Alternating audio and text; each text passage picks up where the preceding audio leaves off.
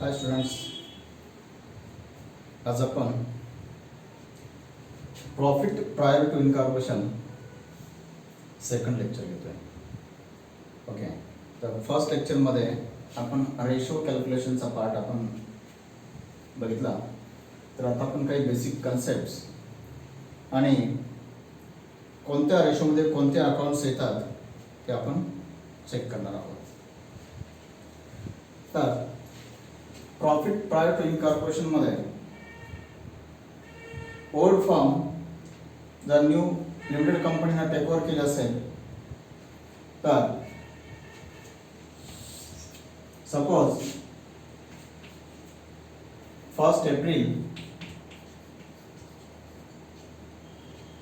and 31st March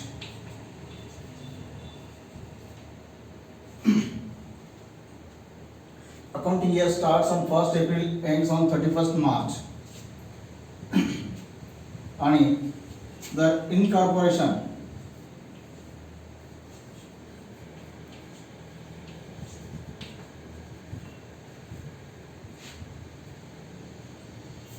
suppose 1st August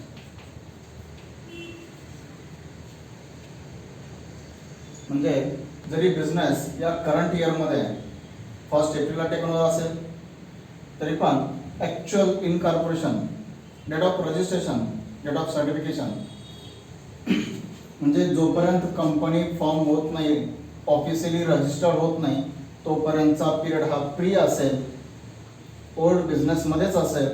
आणि company create झाल्यानंतर, form झाल्यानंतर, रजिस्टर झाल्यानंतरचा पिरियड पोस्टमध्ये असेल. म्हणजे pre and post. Okay, before incorporation pre and after post. आता याच्यामध्ये प्री मध्ये प्रॉफिट होऊ शकतो किंवा लॉस सुद्धा होऊ शकतो. ओके, जर प्री पिरियड मध्ये प्रॉफिट असेल तर तो कॅपिटल रिझर्व असेल, कॅपिटल रिझर्व असेल. आणि जर लॉस झाला तर गुडविल असेल. That means pre incorporation profit, that means capital reserve. आणि हा कारण या पिरियड मध्ये कंपनी फॉर्म झालेली नाही म्हणून हा प्रॉफिट कंपनीला यूज करता येत नाही ॲज अ डिव्हिडंड देण्यासाठी, बरोबर. म्हणून हा प्रॉफिट कॅपिटल रिझर्व मध्ये ऍड केला जातो. जर लॉस असेल तर तो गुडविल मध्ये ऍड होतो. ओके, किंवा दोन्ही ऍडजस्ट करता येतात, प्लस मायनस. ओके, आणि पोस्ट इनकॉर्पोरेशनचा प्रॉफिट हा any profit or loss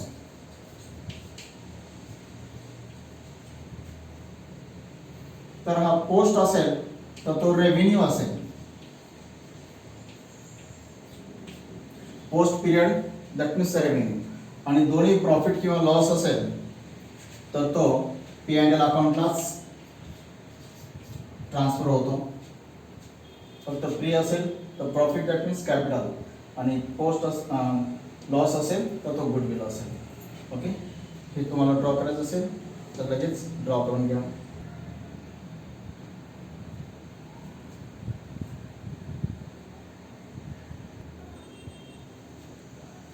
only post period प्रॉफिटच कंपनीला डिव्हिडंड साठी यूज करता येतो.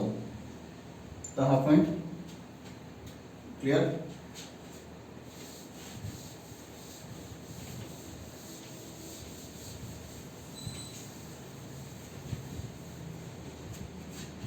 आता काही रेशोज आपण काल कॅल्क्युलेशन फक्त बघितलं, पण कोणत्या रेशोमध्ये कोणते अकाउंट्स येतात तर ते आपण बघितलेलं नाही.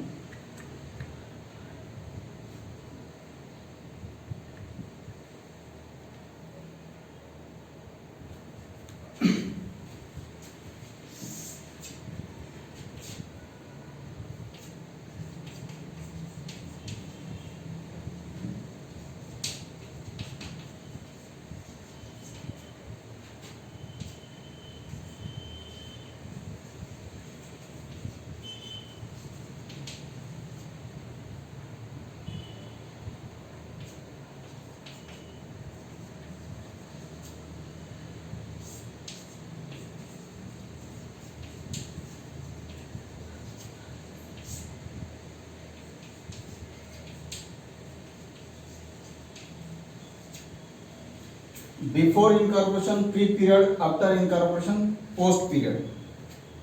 आता आपल्याला mostly expenses pre period, post period, then हे कम्प्लिटली प्री किंवा पोस्ट मध्येच असणार. बाकी टाइम रेशो मध्ये प्री आणि पोस्ट दोन्ही मध्ये येतील.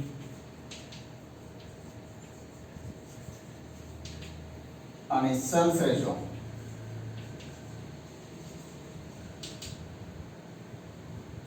आता प्री पिरियड मध्ये कोणते एक्सपेन्सेस येतात म्हणजे कंपनी फॉर्म होण्याच्या अगोदरचे टोटल एक्सपेन्सेस प्री पिरियड मध्ये. मोस्टली ओल्ड फर्म असेल, पार्टनर्स फर्म असेल तर त्या ओल्ड फर्मच्या पार्टनर्सचा सॅलरी असेल, पार्टनर्स रेम्युनरेशन असेल, इंटरेस्ट ऑन पार्टनर्स कॅपिटल असेल, that is a pre period, completely pre period expenses.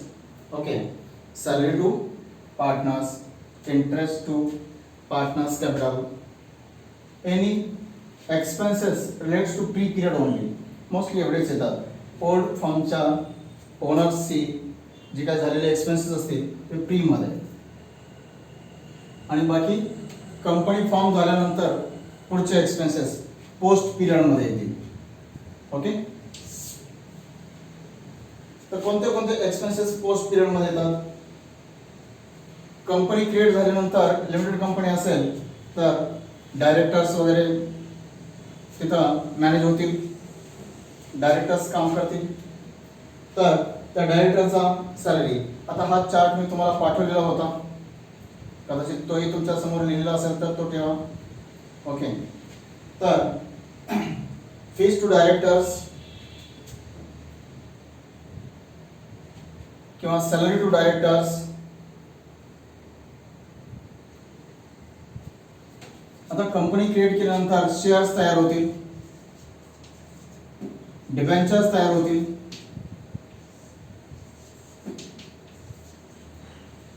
Okay, shares, debentures.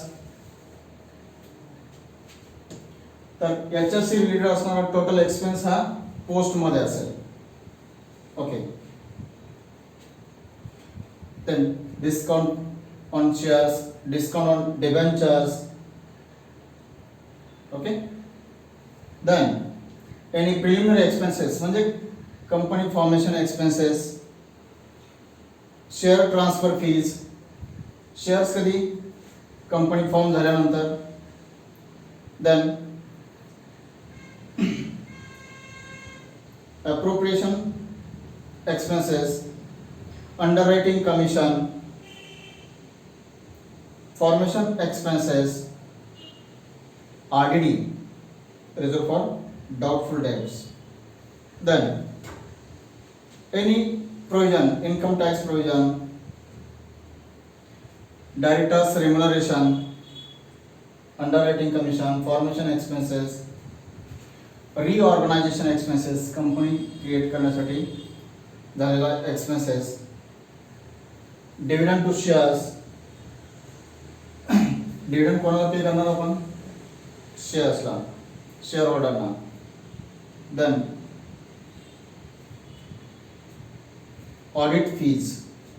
आता कोणता ऑडिट फीज असेल, ऑडिट फीज दोन्ही रेशोमध्ये येईल, टाइम रेशोमध्ये पण आणि कम्प्लीट पोस्ट पिरियडमध्ये पण. कंपनी ऑडिट असेल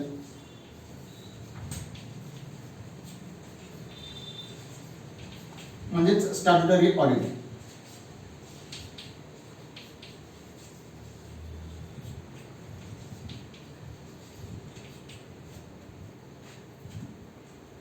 statutory audit, company audit. Company create झाल्यानंतरचं ऑडिट कंपनीमध्येच येईल, त्याच एक्सपेन्समध्ये येईल, पोस्ट पिरियडमध्ये येईल. पण जर समजा टॅक्स ऑडिट असेल तर ते मात्र टाइम रेशोमध्ये येतं. Okay,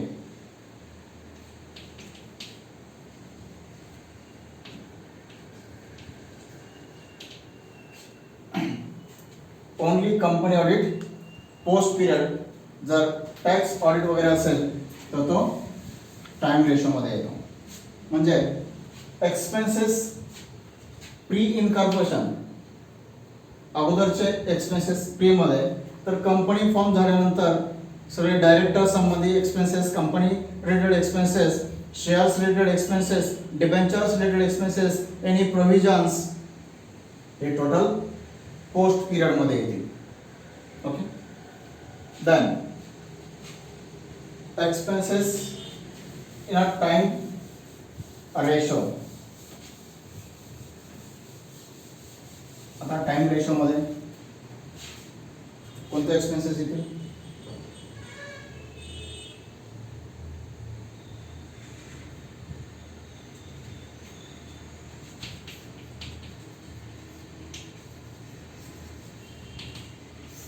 Time ratio, that means fixed expenses.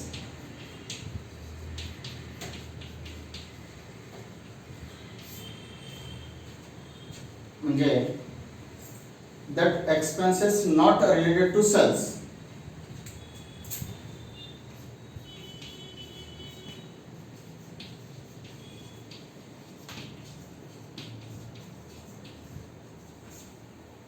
Fixed expenses.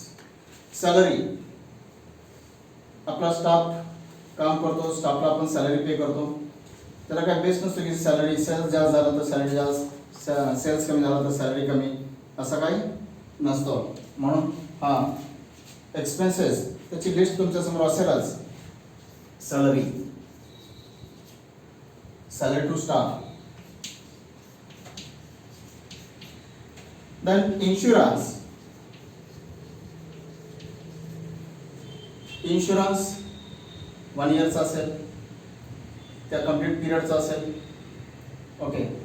म्हणजे तो सेल्सवरती डिपेंड नसतो. सेल झाला तर इन्शुरन्स जास्त, सेल कमी झाला तर इन्शुरन्स कमी, असा काही विषय नसतो. प्रिंटिंग अँड स्टेशनरी, म्हणजे हे सगळे काही ऑफिस एक्सपेन्सेस, ॲडमिनिस्ट्रेटिव्ह एक्सपेन्सेस याच्यामध्ये येतील. ओके. बघा, चेक करा. प्रिंटिंग अँड स्टेशनरी हा ऑफिशियल एक्सपेन्स, सेल्स रिलेटेड नाही. Depreciation, printing and stationery. Depreciation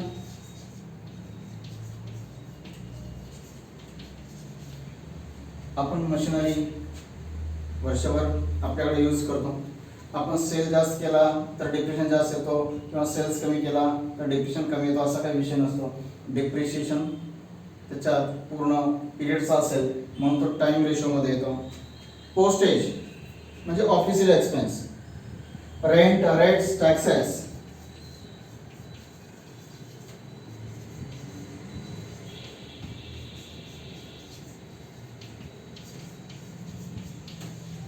आता या टॅक्सेस मध्ये जे सेल्स टॅक्स असेल, त्याचे टॅक्स असतील, सेल्स टॅक्स सोडून बाकीचे टॅक्सेस, रेंट, रेट्स, टॅक्सेस. आपली बिल्डिंग रेंटल बेसिसवरती असेल तर बिल्डिंगचा रेंट हे कम्प्लीट फुल इयर्स असेल, 12 मंथ्स असेल, मग ते प्रीच्या पिरियडमध्ये आणि पोस्टच्या पिरियडमध्ये त्या रेशोने डिवाइड होईल. Okay. Rent, rates, taxes. Then interest. आपण जर लोन बँककडून घेतला असेल तर बँकचा इंटरेस्ट. देन टेलिफोन, टेलिग्राम किंवा office expense.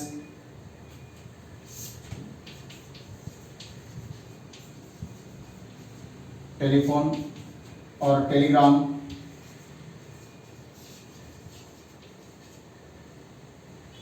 Official expense, bank charges,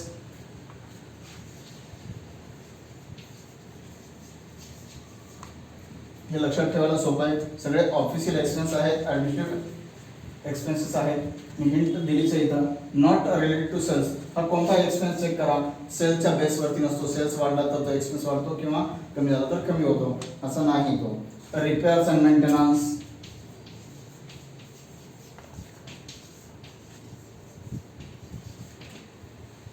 okay. Then sundry expenses, office expenses or miscellaneous expenses. sundry or office or miscellaneous expenses. Okay, then electricity,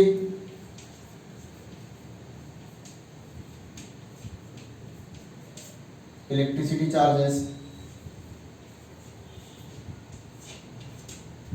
आणि हे सगळे एक्सपेन्सेस कोणत्या रेशोमध्ये येतील? टाइम रेशोमध्ये. मेजर कव्हर केलेले आहे. आणखी कोणते नवीन आले तरी ते आपण नोट डाऊन करूया. पण हिंट लक्षात घ्या, टाइम रेशोमध्ये फिक्स एक्सपेन्सेस, रेग्युलर एक्सपेन्सेस म्हणजेच नॉट रिलेटेड टू सेल्स हे एक्सपेन्सेस नोट करा.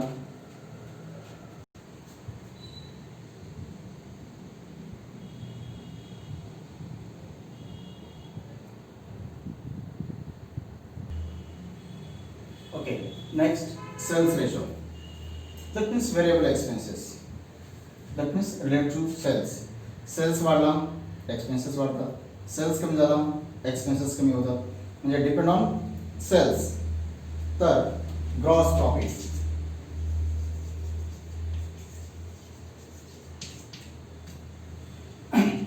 हा सेल्स रेशो मध्ये डिवाइड होतो. जेवढा सेल जास्त तेवढा प्रॉफिट जास्त. सेल कमी तर प्रॉफिट कमी. Okay, then selling expenses,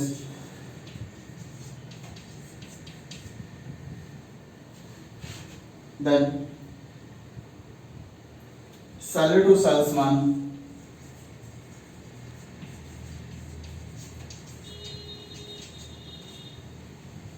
next advertisement और publicity,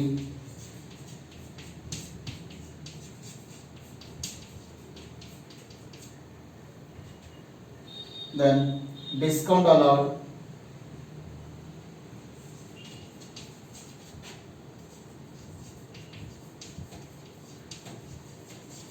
bad debts,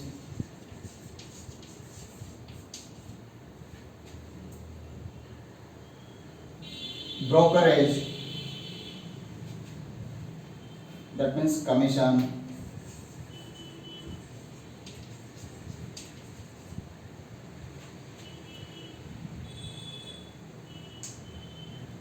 packing expenses,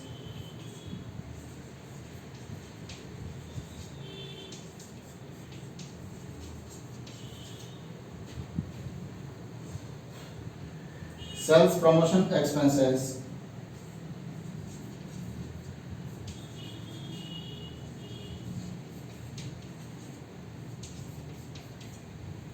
okay, then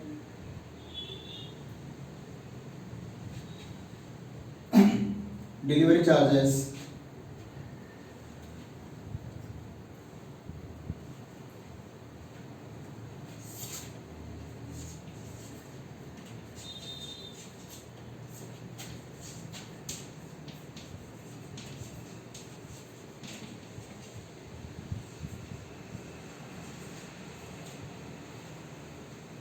then free samples,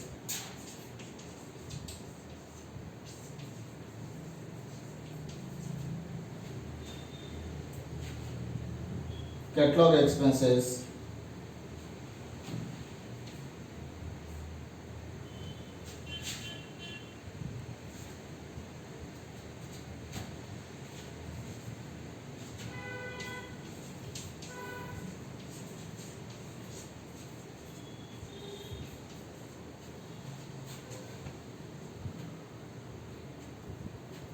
tendering expenses,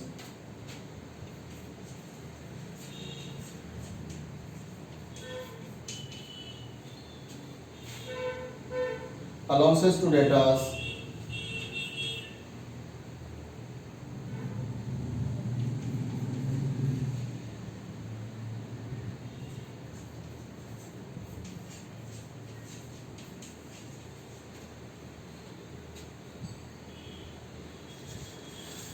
sales tax,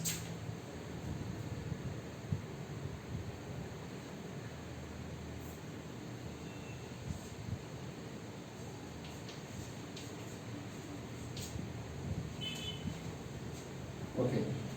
आता हे प्रत्येक एक्सपेन्सेस चेक करा, तुम्ही ऑब्झर्व करा, हे सगळे एक्सपेन्सेस रिलेट टू सेल्स आहेत. जीपी आपण ट्रेडिंग अकाउंटला डेबिटला परचेस क्रेडिटला सेल्स घेतो, सेल्स साईड जास्त असेल तर तेवढा जीपी जास्त येतो, सेल्स कमी झाला की जीपी कमी होतो. Selling expenses relates to sales. जर आपल्याला 4 आयटम्स विकायचे असतील किंवा ज्या काही गुड्स विकायचे असतील त्या प्रमाणात आपला तो एक्सपेन्स वाढेल. सॅलरी टू सेल्समॅन, सेल करण्यासाठी सेल्समॅन जेवढा सेल करेल तेवढा त्याचा सेल करण्यासाठीचा एक्सपेन्स वाढेल. जर कमी सेल झाला तर त्याचा एक्सपेन्स सुद्धा कमी होईल.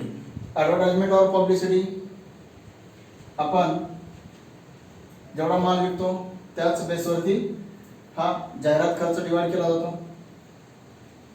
देन डिस्काउंट अलाउड, डिस्काउंट कोणाला मिळेल? Discount to debtors. आपण जर सेल केला तर आपले डेटास वाढतील, जास्त सेल्स जास्त डेटास जास्त डिस्काउंट. जर कमी लोकांना विकला असेल तर डिस्काउंटची अमाऊंट सुद्धा कमी असेल. बॅड डेट सेम, आपण जर जास्त लोकांना माल सेल केला तर जास्त पैसे बुडण्याचे चान्सेस, जर कमी तर कमी chances. Bad dates.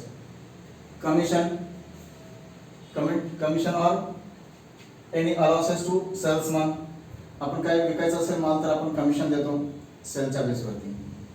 Packing expenses, आपण आपलं आर्टिकल गुड्स प्रॉडक्ट पॅक करतो आणि तो सेल करतो. जेवढे सेल केले असतील तेवढ्याचा पॅकिंग एक्सपेन्स वाढेल. जर कमी आपण सेल केला तर तेवढे पॅकिंग सुद्धा कमी होणार. Depend on sales. Sales promotion expenses, sales वाढण्यासाठी जो काही खर्च करतो आपण, काही प्रोग्राम्स घेतले असतील, काही फंक्शन्स घेतले असतील तर त्यासाठी झालेला expense sales promotion expenses relates to sales. Delivery और डिस्ट्रीब्युशन चार्जेस, आपण आता बऱ्याच वेळा डोअर डिलिव्हरी माल घरपोच मिळतो बरोबर, तर सेल केल्यानंतर माल घरी मिळणार अगोदर तर नाही, म्हणून हा sales related expense. Free samples,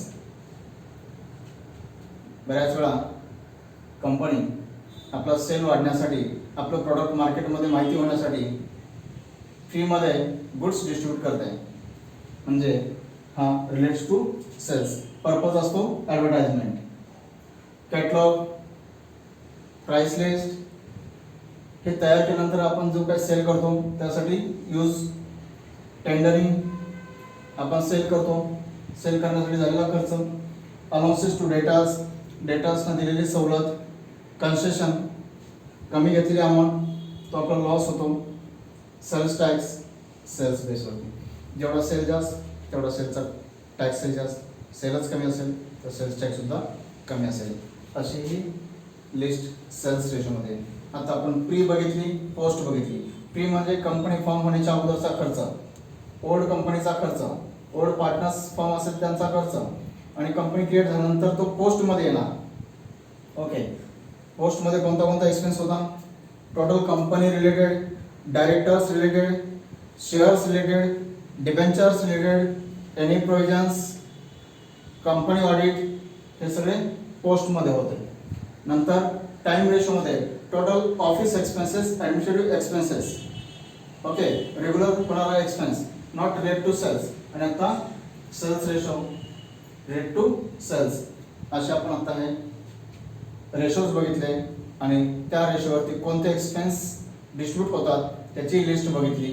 तुमच्याकडे आहे, आणखी वाचा, काय डाऊट्स राहिला तर विचारा.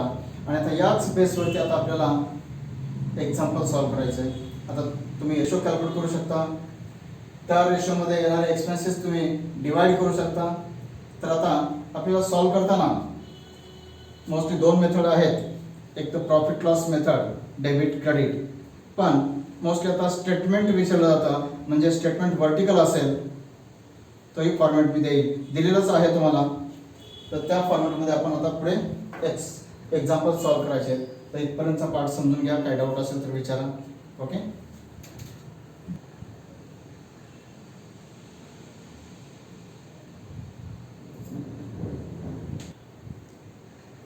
ओके. तर या आतापर्यंतच्या झालेल्या 2 लेक्चर्समध्ये आणखी काही डाऊट्स असेल तर मला विचारा. कारण तर हा जर बेस तुमचा पक्का असेल तर कोणतेही एक्झाम्पल तुम्ही इझिली सॉल्व्ह करू शकता. बरोबर. या सगळ्या कन्सेप्ट मी क्लिअर केल्या. आपल्याला आता पुढे एक्झाम्पल घ्यायचं आहे. तुम्ही तसा अभ्यास करणारच आहात, तरी पण आणखी एकदा ते ऐका, डबल ऐकलं तरी चालेल. ओके. किंवा तुमच्याकडे फॉर्मॅट आहे तोही वाचा. नेक्स्ट लेक्चरला एक्झाम्पल घेईल. ओके.